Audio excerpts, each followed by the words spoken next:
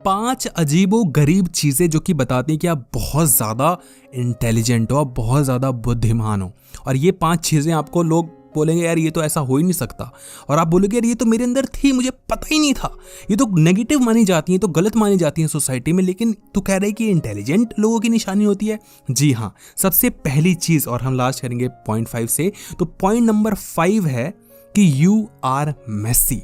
अगर आपके आसपास चीज़ें बिखरी रहती हैं पर आपको लगता है कि वो सही है, आपके हिसाब से वो सही है, लेकिन लोग कहते हैं कि तेरे आसपास चीज़ें इतनी बिखरी क्यों रहती हैं, तो ये सब सारी चीज़ें इधर उधर क्यों रखता है, तो एक सही से समेट के क्यों नहीं रखता है। आप जितने ज़्यादा मैसी हो, जिसको बोला जाता है कि बहुत ज़्यादा फूहड़ हो, जिसके लिए एक वर्ड होता है क्लमजी, ठीक है। अगर आपको लगता है कि आप क्लमजी हो, आपकी चीज़ें इधर उधर बिखरी रहती हैं, कौन सी चीज़ कहाँ रखनी है उसका कोई सही जगह नहीं है, आपके बेड पे सारी चीज़ें पड़ी रहती हैं, आपकी जो अलमीरा है वो एवं ही पड़ी रहती है, बिल्कुल सही तरीके से आप रखते नहीं हो, आप कोई भी चीज़ समेट के नहीं रखते हो। अगर आपके लैपटॉप में भी फोल्डर्स इधर उधर रहते हैं, आपके फ़ोन में भी फोल्डर्स इधर उधर रहते हैं, ऐप्स इधर उधर रहते हैं, कोई चीज़ कहीं भी पड़ी हुई है, आपके हिसाब से वो आपको पता है कहाँ पर है, लेकिन लोगों के हिसाब से होता है कि यार इसको सही जगह पर रख। आपके लिए वो सही जगह वही है जहाँ पर वो पड़ी हुई है, ताकि वो आपकी नज़रों के आगे रहे, और जब भी आपको सही इस्तेमाल लगे आप उसको वहाँ से उठाओ और उसका काम कर लो, ठीक है।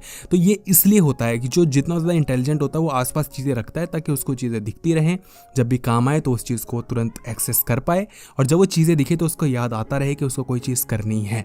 तो इसको इस तरीके से लेना, ऐसा नहीं लेना कि गंदगी फैला के तुम बोल रहे हो कि तुम बहुत ज़्यादा इंटेलिजेंट हो। दूसरी चीज़ कि अगर आप अब्यूज़ करते हो तो वियर्ड ही है, लेकिन माना जाता है कि आप इंटेलिजेंट हो। जो जितना ज़्यादा अब्यूज़ करता है, और अब्यूज़ से मेरा मतलब सिर्फ गालियों से नहीं, ऑब्वियसली अब्यूज़ मतलब गाली आप कह सकते हो, लेकिन गाली गलौच, देखो एक गाली गलौच होती है आप किसी को बोल के हर्ट कर रहे हो, किसी को नीचा दिखा रहे हो।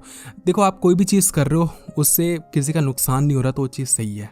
डायरेक्ट इनडायरेक्ट वे में किसी का नुकसान नहीं होना चाहिए। आपने किसी को गाली दी, सामने वाला मज़े में हंस रहा है, आपको 2 गालियाँ और सुना रहा है, मज़ा है, कोई दिक्कत नहीं है।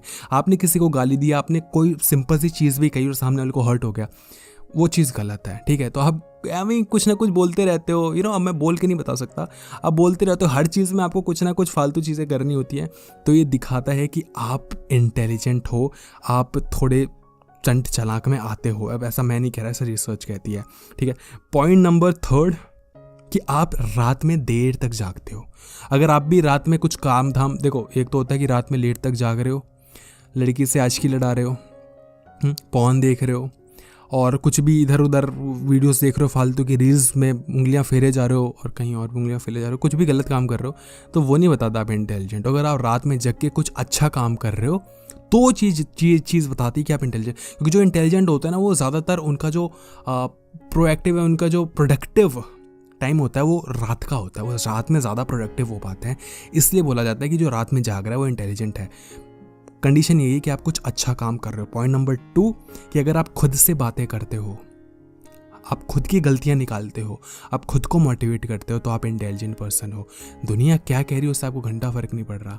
आप खुद को समझाते हो कि यार ये करने की क्या ज़रूरत थी।